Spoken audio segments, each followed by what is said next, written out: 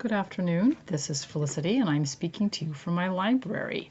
I have a little essay that I'd like to read today. This is from one of my favorite authors, Lord Dunsany. And this is not one of his fantasies, although his style of writing definitely tends towards the fantastical in his inimitable style. And this one kind of resonated with me today because I've been thinking about, yes, the iron rule of the machine. I've been reading Borges, and I've been reading some late 19th century poetry, early 20th century poetry, and various poets and artists thinking about the fact that we think that we're making progress sometimes when we're actually just enslaving ourselves to our own devices. Whatever. Anyway, this is from an absolutely gorgeous volume of Dunsany that I have called The Ghosts of the Heaviside Layer and Other Phantasms.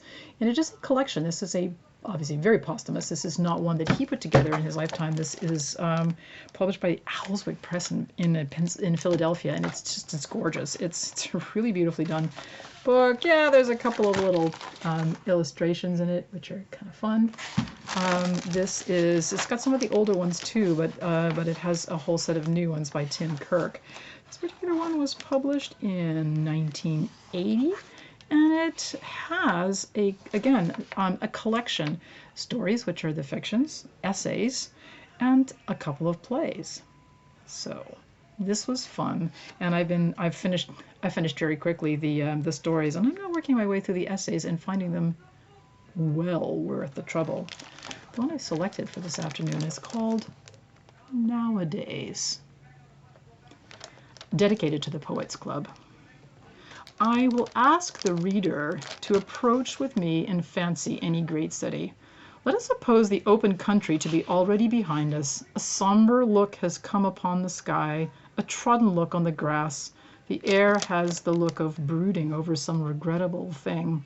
The hoardings, always ugly, always false, often indecent, which have been with us all day into distant wolds, multiply here, and suddenly the mean streets rush in on us. And how terrible is their meanness! The poorest cottager beyond in the country, the remote dweller in tents, even houseless wanderers, may turn at any moment, however hard their lot, to the hills, the wild wind, the heath, to something that is not in itself base, but is part of a scheme in which the stars themselves have part.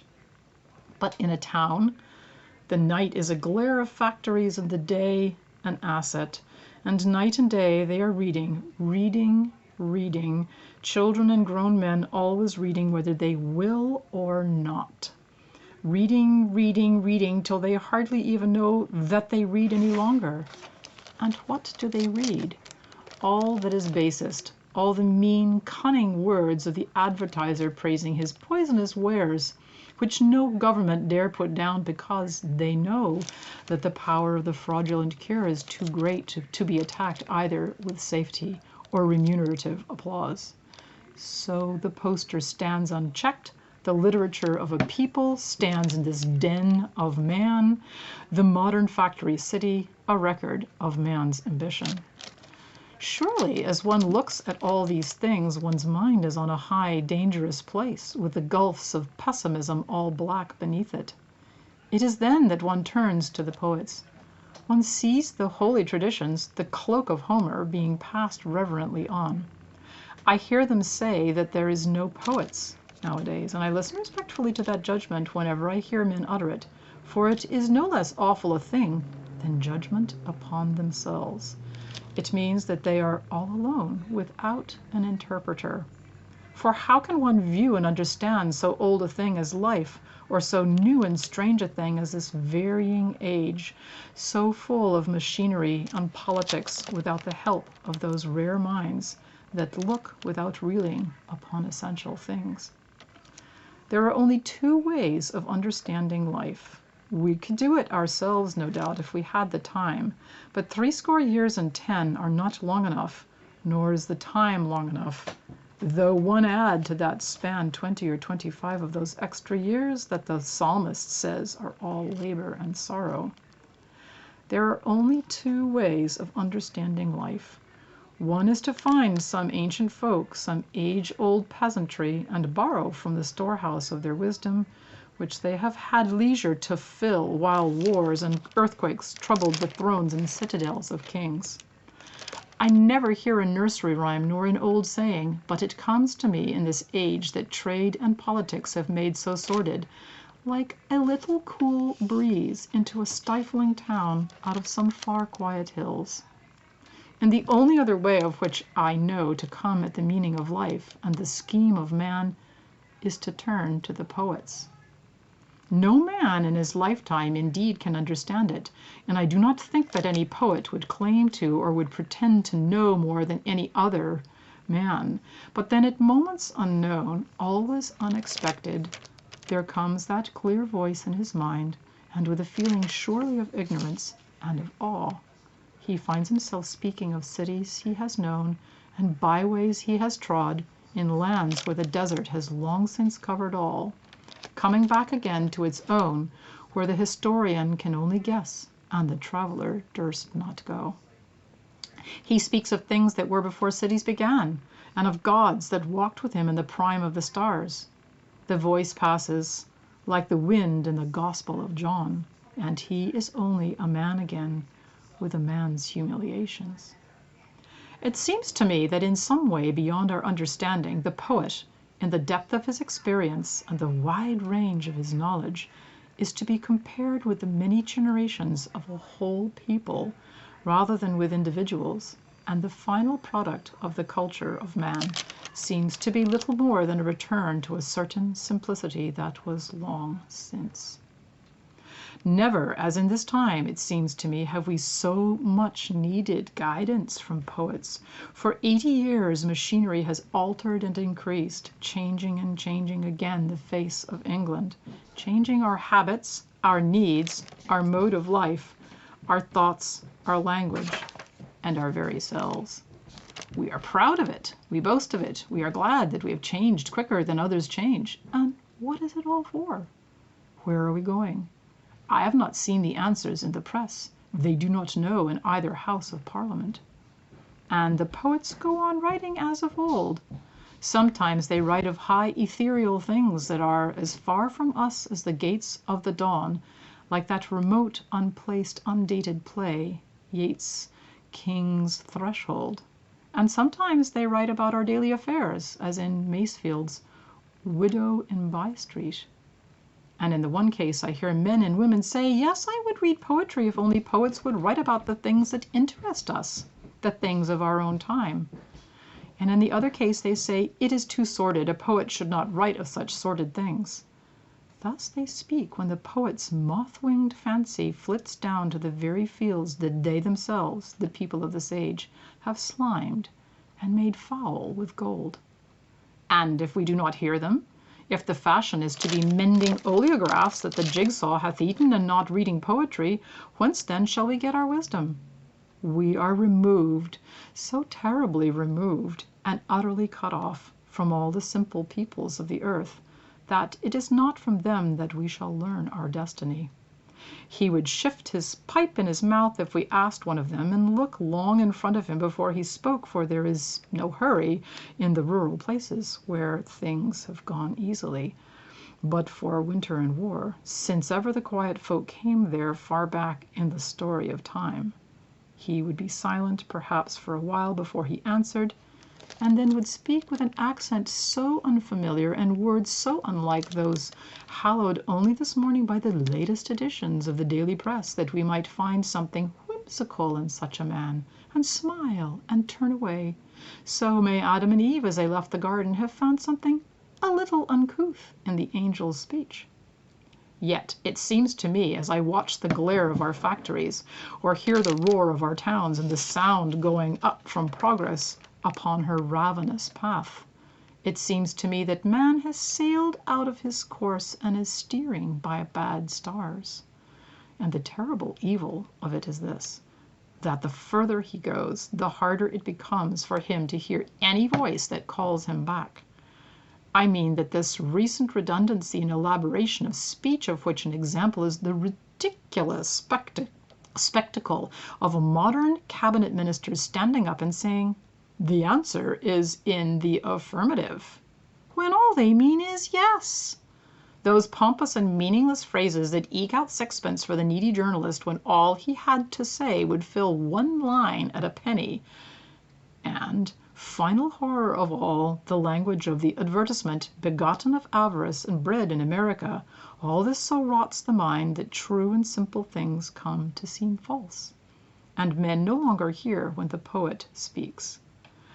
That is not the concern of the poet. It is not for him to find hearers, not for him to get wealth or ease or applause of men. It is not for him to ask why the message came to himself, while other men may rest, nor even to ask whence it came, nor for what end. It is for him to work on with that flame in the mind, which is the bane and blessing of the inspired. Time will bring readers. In 10 years, 1 or 2. In 20 years, 10 or a dozen. Then in a decade, 100, then 1,000, 10,000 in 10 years more, and someday millions. And still time goes on, nor stops because we cease to imagine his progress. And the day comes when every child on the earth has perhaps one little fancy in its mind that its forebears got from the dreams of that neglected poet, which have become the world's inheritance. But, they will say to me, the poet is dead. What is that to the poet? It is not for any reward that may be put into live hands that the poet works. Who knows for whom his inspiration was sent? Who knows to what end? Perhaps to guide the kings of some far future age, and perhaps the poet is picked out from all other men as a punishment for some sin committed in other lands long, long ago, which the stars still remember. They think that because they do not heed the poets, they are right upon the course that they have chosen, right to make money by false patriotism and poisonous bread and adulterated wine, and that the poets are wrong. But the poets are never wrong, never have erred in the history of the world, have only failed, how many times they know, to give the message. But their inspiration comes sheer from the palace of truth, and what they say is beautiful is so long as they are true to their inspiration. And what they say is damnable is already damned in heaven. They reflect what is as lakes reflect it. Can a lake reflect 3 trees when there are only 2? Or can a white bird swimming on it seem black? Or a crooked branch seem straight? They cannot be wrong, for they weave their work of sincerity, beauty, and truth, and evil days are in store for those prosperous cities that turn away from these things. Let them work on. It is not for them to find readers. But when the poet comes to an age that will not heed his words, let him shake off that dust that is flesh and pass hence. Let him go back whither he has come. And not in the day of judgment only shall it be better for Sodom and Gomorrah than for that age, but in its own time its own people shall eke out their own damnation. For what is it to hate poetry? It is to have no little dreams and fancies, no holy memories of golden days, to be unmoved by serene midsummer evenings, or dawn over wild lands singing, or sunshine, little tales told by the fire a long while since, glowworms and briar rose. For all of these things and more is poetry made. It is to be cut off forever from the fellowship of great men that are gone, to see men and women without their halos and the world without its glory, to miss the meaning lurking behind common things, like elves hiding in flowers. It is to beat one's hands all day against the gates of fairyland, and to find that they are shut and the country empty and its kings gone hence. Perhaps I have drawn something too grim a picture. Certain it is that poetry does not pay, and certain that many judge it for this reason and find poetry wanting. Yet no bad custom endures for very long or survives the laughter of posterity, and I think there are signs already of changes coming. It is not wonderful that for 1 or 2 generations, and how short are 1 or 2 generations in the long, long story of man. It is not wonderful that for a little while we have turned materialists. Matter has been so marvelous. No record in the histories of the world shows any age in which matter has done such astounding things as in the last 100 years.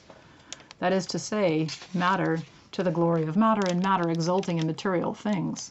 I do not think that a motor or great factory is any more wonderful than the cathedrals of England, or Notre Dame, or St. Mark's, or those tremendous dreams of bygone kings that marble and granite have realized in Egypt. But matter is subservient to the spirit in these. Never before today has it been so great for its own sake. What will it be tomorrow? Shall we always go on toiling and blackening our sky to make machines ever more wonderful still? Or shall we not turn from matter because it has failed us? It has had its turn. We have worshipped it all these many years. It has given us swiftness. Man can move now by monorail at 100 miles an hour. And it is not fast enough. All the old troubles, old cares, old sicknesses keep pace with us. Aye, and the new diseases and new cares too. Is it not time to turn away from it? Our triumph over matter has been matter's triumph over us, and like a great antagonist, matter cares not that we think we have won the game that we have lost. Look at us after our triumph. Look at the stunted figures in the Midlands. Look at the careworn faces. Look at the full and terrible asylums every year growing fuller. Look at the feeble, frantic politicians trying to soothe blind, angry, inarticulate labor. Man has become so very, very wise, has so closely studied the papers. He is as wise as some old and learned professor caught in a crowd and not knowing which way to turn. The soul is not soothed by 100 miles an hour. The mind is not made easy in shops and Bond Street by 400 and 500% profits. Not yet may happiness be found for certain, even by all the wickedness of honored and wealthy vendors of patent drugs and adulterated food. With such men as these last, money will always remain.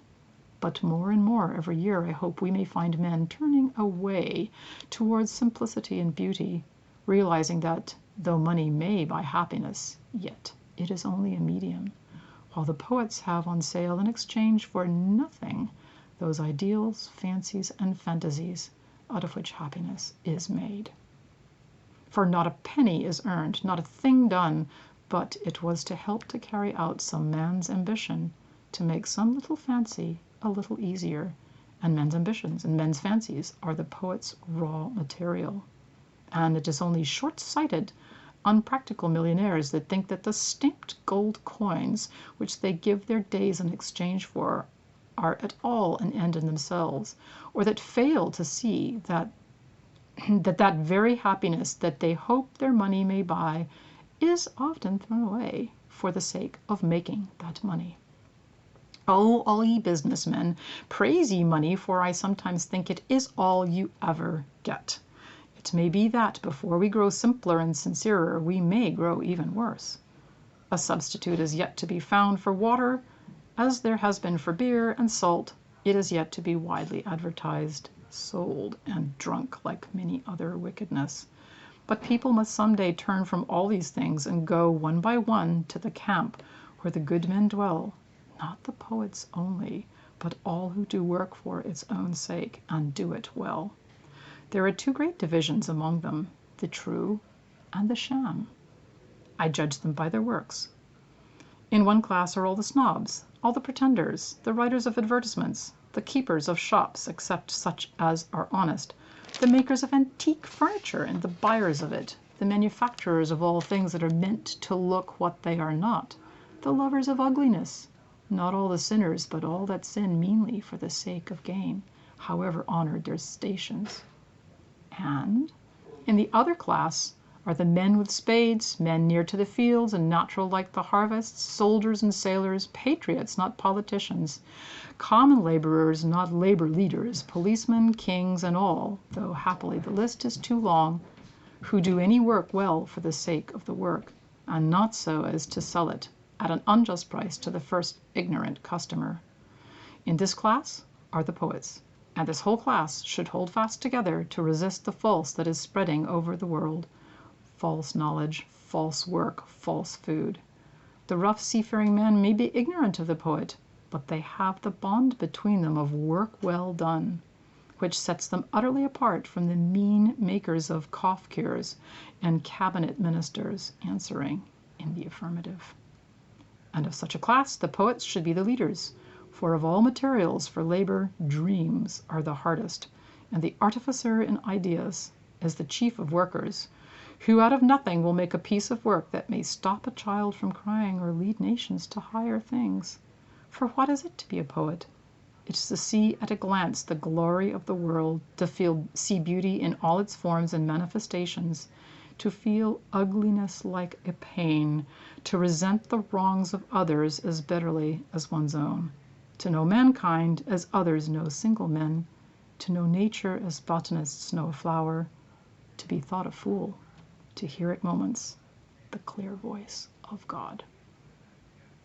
There you go. So longish essay. Thank you for listening. If you're still with me, and I will bid you good evening, and thank you for visiting my video.